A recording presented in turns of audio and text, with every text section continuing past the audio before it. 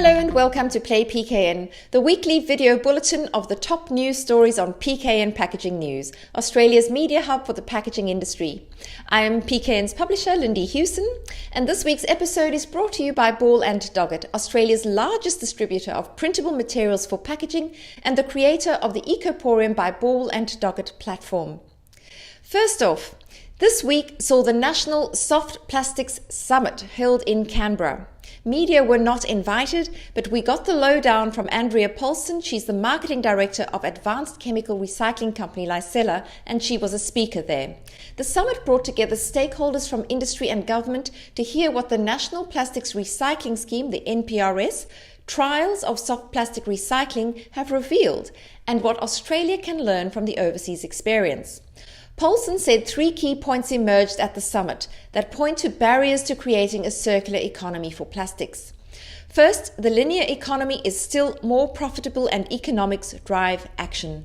In the absence of real policy, the system will continue to take, make and dispose. Secondly, the majority of the value chain still take a short-term view on economic return. To fix this, we need to create a mandated scheme and mandate recycled content. This will drive the demand for PCR plastic and underpin investment confidence. And thirdly, advanced recycling, both mechanical and chemical, needs assurance of suitable feedstock being available at scale, specification, and a price that doesn't destroy the emerging value chain before it has time to establish the economies of scale that are necessary. What the summit and the caliber of people it drew into the room tells us is that work on developing a solution for soft plastics packaging in Australia is happening, and it's showing exciting progress. PKN will keep you updated on further news to come on the NPRS. In the meantime, you can listen to our podcast, episode 76, where AFGC CEO Tanya Barton gives us an update on NPRS progress. Another important podcast conversation, which was also released this week, was with Australian Packaging Covenant Organisation CEO Chris Foley, who gives an update on member engagement sessions that were held nationwide and saw the wider industry weigh in on a new framework model for the packaging industry, including governance, targets and scope of its compliance and enforcement.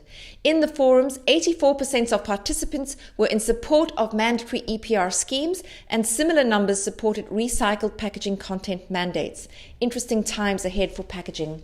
Meanwhile, environmental lobby group Boomerang Alliance is challenging the packaging industry to take what it says is full responsibility and pay for the costs of its waste and pollution decisions, while urging the government to regulate the sector. It has released its own model guidelines for what it says is a best practice product stewardship scheme for packaging. You can read the full proposal in the sustainability section on our website. Next up, in a follow-up to a previous major story from earlier in this month, Orora has now successfully raised the $1.345 billion from the markets to enable it to acquire the France-based global Saverglass specialty glass bottle manufacturing business. The raised capital will be added to $875 million of debt financing that the company has organized to reach the $2.15 billion purchase price. Institutional investors pumped in $1.22 billion for the new share offering, with the retail sector providing $223 million. Some 39% of existing Orora shareholders took up the offer of new shares to support the acquisition. CEO Brian Lowe said the company is pleased with the strong support shown by shareholders for the equity raising and the acquisition of Saverglass, which further strengthens the existing business, establishing Orora as a global player of scale in the attractive premium glass segments. Looking at some design news now, design agency Hulsbosch has completed a brand and packaging refresh for Kimberly-Clark Australia's Period Care U by Kotex brand. Hulsbosch was tasked with bringing a bold and modern design into the market, which features a reframed U logo for a more prominent on-pack presence. It also has updated packaging with the outer poly bags now containing 30% recycled plastic content and a litho printed carton with an all-over matte finish and spot gloss in key areas to call out specific components. Design studio Jam&Co is behind the brand identity, packaging, advertising and social media work for Australia's own rebrand project. The Australia's own Smooth Oat and Almond Milk range comes with a new packaging design that showcases fun packaging assets along with current branding and colours. And popular cat food brand Whiskas, owned by Mars Pet Care, has released its new pack designs in Australia that have already had successful launches in Europe. The commercially packaged cat food market continues to boom, and Mars Pet Care recently invested $112 million in a new facility to produce pouches.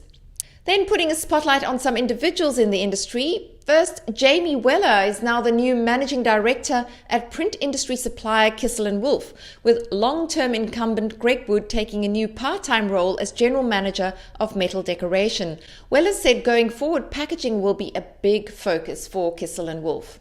And finally, John Bigley, Managing Director of Zipform Packaging and the newly appointed President of the Australian Institute of Packaging, is the focus of a Q&A in PKN magazine, which is just out this week, where he shares his insights from his successful career in packaging.